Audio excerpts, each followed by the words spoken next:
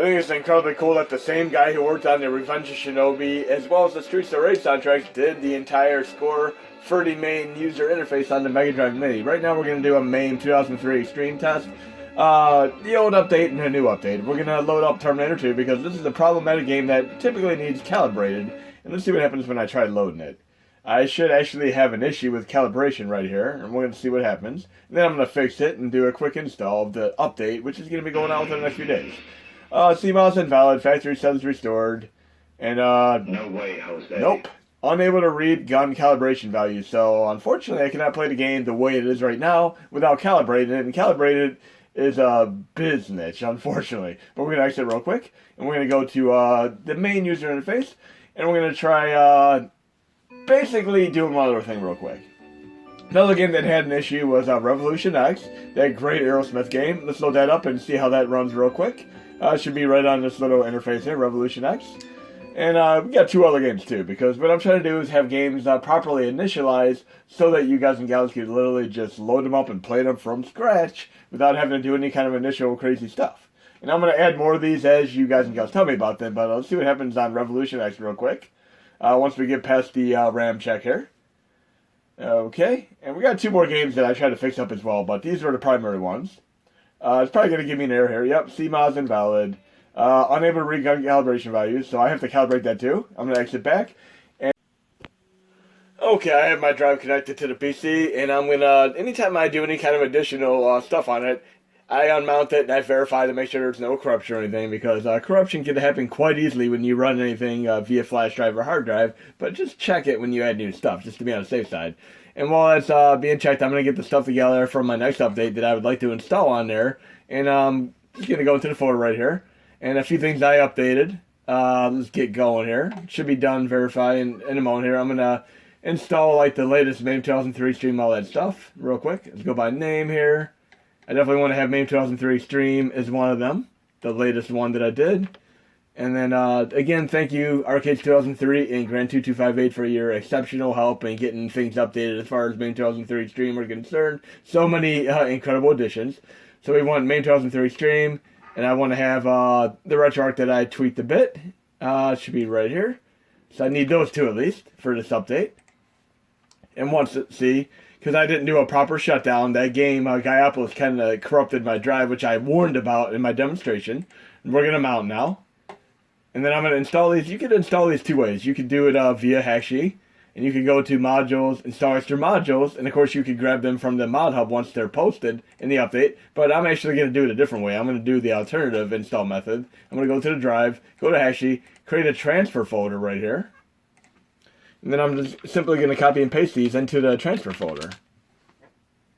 And then I'm going to get a double splash screen once I boot up. So we got RetroArch and MAME 2003 Xtreme, and we're going to retest Gaiapolis, Terminator 2, and Revolution X. Okay, I'm unmounting the drive, and then I'm going to boot up right now and test this out. And if your drive has no corruption on it, you should get a double splash screen when you boot up. We're going to test that right now. Okay, we're booting up, and we should see the Hashi logo twice to signify that the HMODs are installing properly.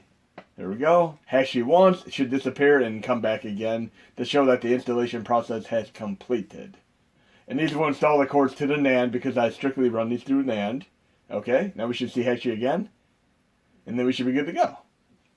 And we should be able to run Terminator 2 from the get-go here with the update. It'll be already properly initialized with no gun calibration needed. Two-player mode activate for the win. Okay, let's go up to Terminator 2 and try that out real quick. Down a few slots here. And if there are any other games that you guys and girls have had trouble with, let me know and I'll see what I can do to fix them up. I mean, there are several hundred games fixed up already, but we're going to do Terminator 2, and hopefully it takes. This is going to be my first test with this to make sure it's working. See if we can get past the CMOS error message with the update here. And you'll be able to do this on all four of the minis and the PC E-mini in the future. There we go. Got right past the CMOS error. So you can push select, and I'm already using my controller on here. And if you watch my earlier videos, you can see this game used to run pretty bad and laggy and almost like slow motion slideshow activate at a time. But now it's running awesome. This is so amazing now. I mean, full speed ahead, Terminator 2 for the win. Need to go back to that great movie. It's one of the best movies ever. I kind of would like to see Edward Furlong come back for some kind of revival and, you know, in some future Terminator fare. I mean, he was great in Pet Sematary 2 as well, and some of the other movies I've seen him in, such as Brain Scan. But yes, Terminator 2 is working great here. Properly calibrated with no BS whatsoever. You can even use the cheats, like I said, go into R2, cheats. Let's try it again. Cheats. Enable cheats, and we can do infinity missiles, three-way missiles, all that jazz. Go back to the main menu. Return, and then we're gonna really just blow everything to Kingdom Come here. Look at this. Plus, we have the artwork border overlay here too, which typically would slow down the performance and speed, but it's running full speed ahead with these enabled as well. You're gonna be able to run hundreds of games with the overlay borders, authentic artwork borders, and if there are any other games you want to have me add, I'll try to get them added. But this is so damn cool. Very, very cool game. One of the coolest Terminator games there are. And I also love the Terminator 2 game that is on, should we say the Terminator game, which is on Sega CD with a great soundtrack. Tommy Tallarico worked on that game, and he's done other incredible soundtracks as well. Now that I'm thinking of Tommy Tallarico, I'm going to have to do a little bit of an offshoot here and load another game that he worked on the soundtrack with. But first, let's do Revolutionize to make sure that's working okay. But don't let me forget, I mean, just mentally think that you want me to showcase another Tommy Tallarico game, because I'm going to do that. But we're going to load up Revolutionize to make sure that C-ROM error goes past. And then we're going to try Gaiapolis, and Gaiapolis should not crash my system this time. Like I said, it is very, very problematic. You almost need Xtreme Virtual RAM to even initialize it, because it just is extensive on your memory. If you try going in the RetroArch settings, you can actually lag and freeze your system. It is one of two games that do that. That and Monster Maulers are both problematic games. Okay, let's see if we got past the CMOS here. We're right past it. And we're able to start the game. Awesome. We can even do 1, 2, 3 player mode activate with no calibration whatsoever. The only thing I need to do is, maybe not this update, but I'm going to try to fix some of the midway sound so it's actually at a louder volume. I didn't want to go overboard on this. I at least want to get this initially working with calibration. Then I'm going to focus on trying to fix sound for games like this, Mortal Kombat, and so on in the future. Obviously, you can play the PlayStation 1 version if you're not concerned with that for now, but you can either turn your volume up, or I'm going to try to fix this and have it defaulted to higher sound. But Revolution X is running fantastic. Now we're going to pay very close attention to what I'm about to do. The next game I'm going to be playing is quite CPU intensive, so I'm actually going to quit RetroArch completely here. And then I'm going to shut the system down. Because thinking of it like Excite Bike, where you're using extreme acceleration and you overheat. Think of that as kind of like a cache overload on your mini classic systems.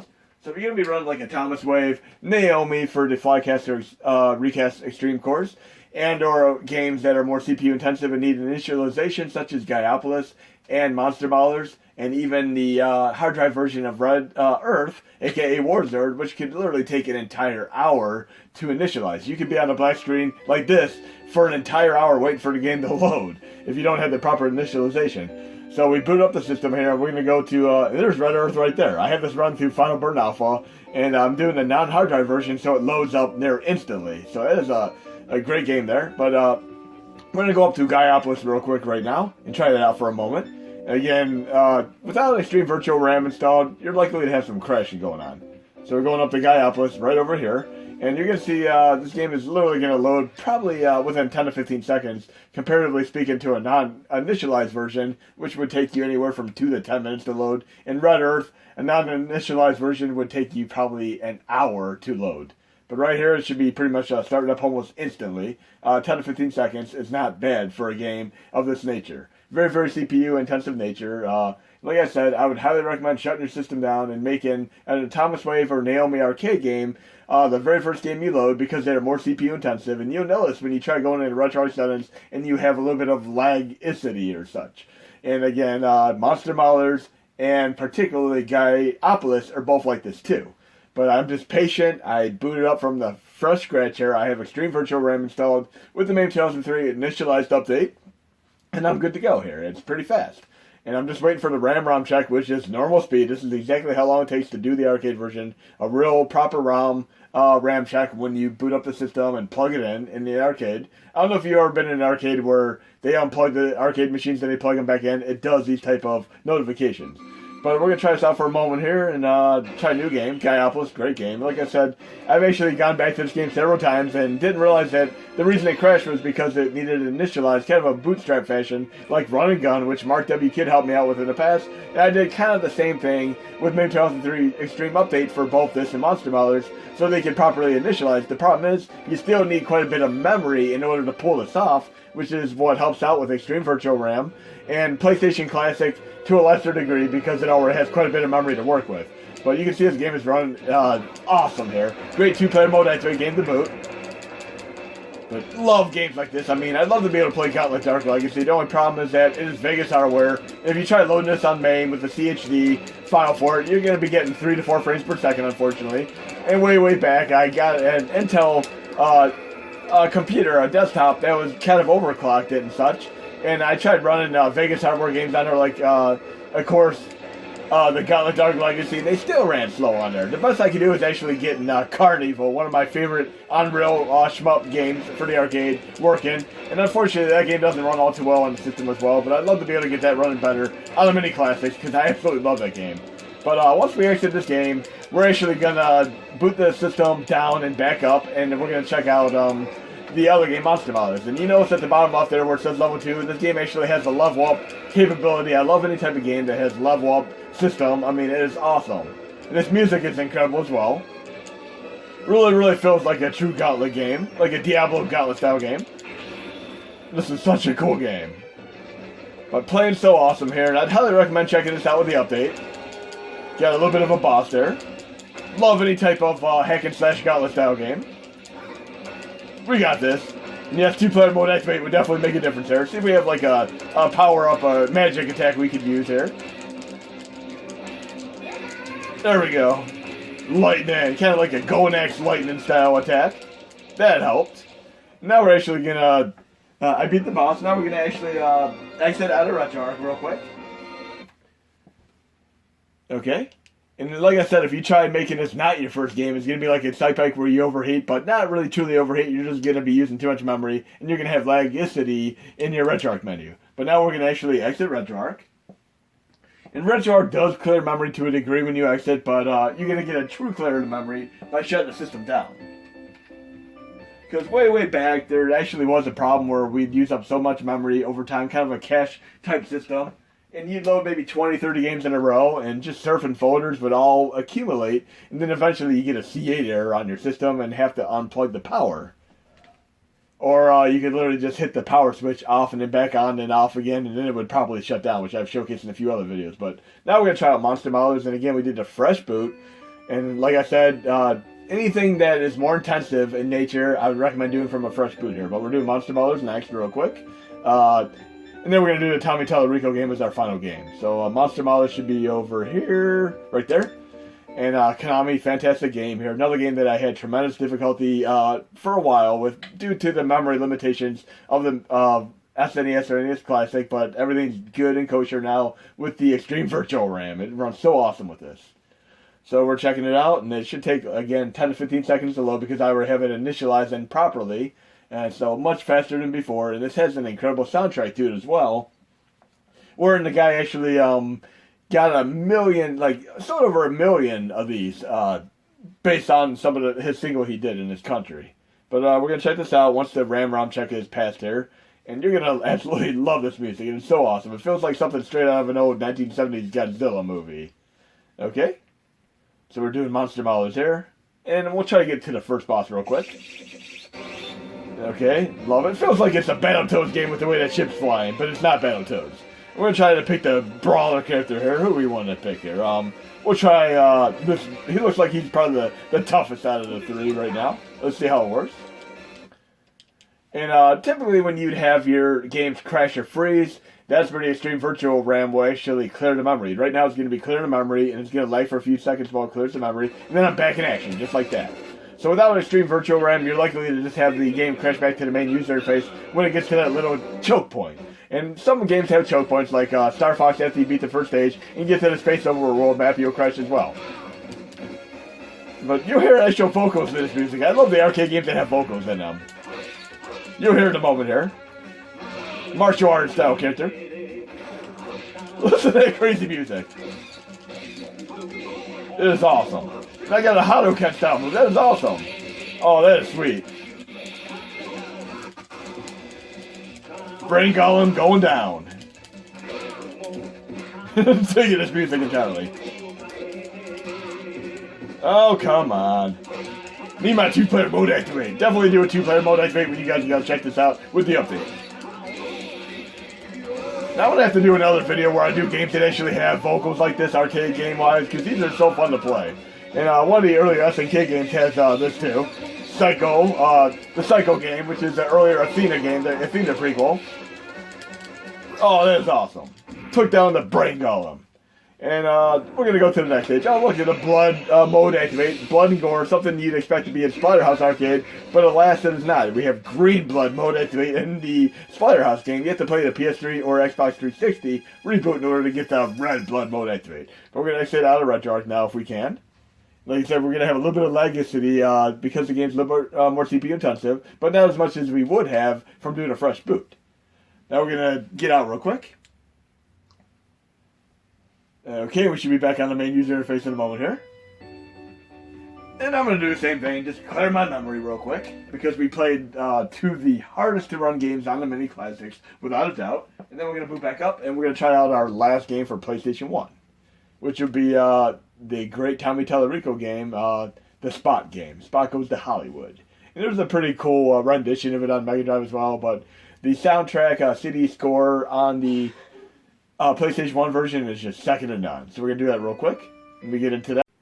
And we're actually going to be playing the last game on PlayStation Classic because I happen to have it in my lineup here. And it's a great Tommy Tallarico composed game. And he's worked on Terminator for Sega CD, Earthworm Jim, amongst other games. And I'm going to have to showcase more of them in a future video. But Tommy Tallarico did a tremendous job. He's still doing some awesome music, jamming and everything. But we're going to go to PlayStation 1 here. We're going to run Spot Goes to Hollywood here. And I even like the Mega Drive version as well. I mean, look at the great, beautiful, glorious 3D CD showcase artwork. But we're going to roll this with PlayStation Reality on real quick. And we're going to do a high definition mode activate as well.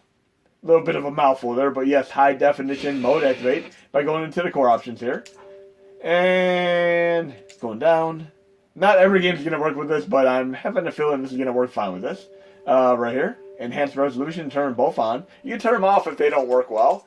There we go. And let's check out this incredible soundtrack here. Like I said, it is very cool trying out the Mega Drive version as well as this version. And this even has some shmup stages in it. You'll see for yourself in a moment here. This incredible music.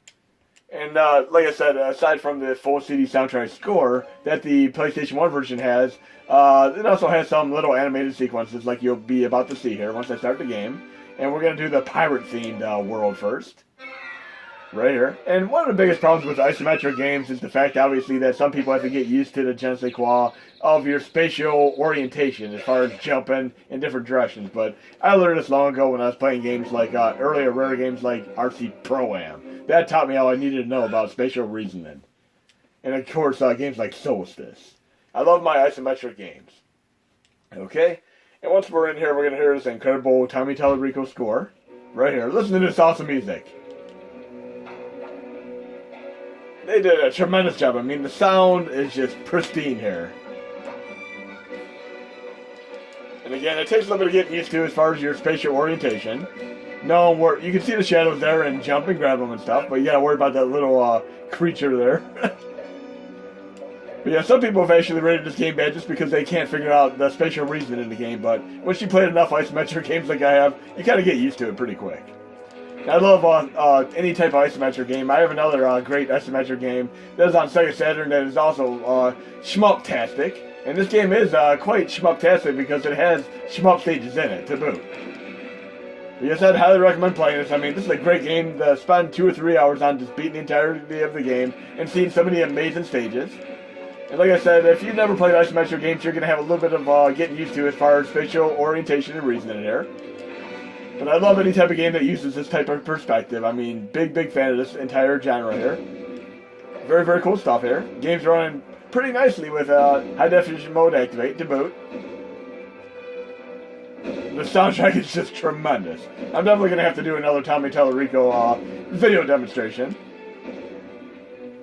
But highly recommend this game. Oh, we don't want that to happen. But yes, try that game out. And we're going to do one Sega Saturn game to close up the shop here. Another great isometric game real quick. It'll be our final game. I hope if I actually click the right button here. I'm going to go right down here to Princess Clara Daisakuken. I'm butchering it so bad. Princess Clara Daisakusen. We'll say that. We're going to run this with the Boost Xtreme real quick. And it should be running perfectly. Another great shmup style game. The entirety of the game is shmup style. Okay. Let's see how this runs. I love my isometric games, and if you guys and gals can think of any other isometric games you're fans of, let me know. But here's our final game here, and look who made it. Atlas, another great company. They started out with games such as Friday the 13th on NES under the publisher LGN, and they ended up with games like this, which are awesome and on. Okay, let's see how this plays real quick. A little bit of a shmup style game. And this is an SPV Sega game. It does not run well in any of the arcade cords, but it runs great on your Boost Xtreme for the PlayStation Classic for now. Hopefully we'll be able to get it running better on the Mega Drive Mini in the future, as well as the S or NES Classics. Another great soundtrack. This is very fitting here. Kind of wonder who did the soundtrack to this. Not Tommy Tallarico, but it's nice that they use the classical style score here as well. And the game is not violent. Look, I turned them into little pandas instead of defeating the enemies. They turn into animals. Very cool stuff here. But yes, it's called Princess Claire. And I have a hammer when I'm up close. And if you ever played Phantasy Star Online V1 or V2, one of the unlockable weapons in the game was a toy hammer, which is kind of, for me, is a cool little Easter egg here. Even though it's not the same company, I just consider it my own little Easter egg. Just seeing something that I obviously used in another game before.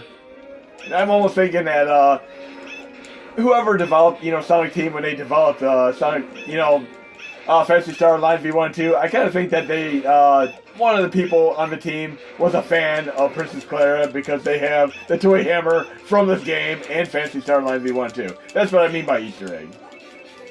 And look, we're turning them into penguins now. We'll get to the end boss real quick, and hopefully we'll take him out. There we go, took out the... Okay, lift off. But awesome SPV arcade game ported to Sega Saturn. And love this guitar style amp thing. And you know, if there's a boss out there, first time I played this, I kept attacking the boss and not realizing I had to actually attack them. So you have to actually hammer these in order to beat the boss. Toy hammer. It even makes the squeaky noise like a toy hammer. Okay. Tommy Tallarico for the win, and the composer of the Revenge of Shinobi Streets of Rage soundtracks for the win as well. And he's still going strong, and he's going to be working on the next Streets of Rage game as well. There we go, let's take this boss out real quick. We got this. Yeah. Hope you enjoyed the video, guys and gals. There'll be more to come.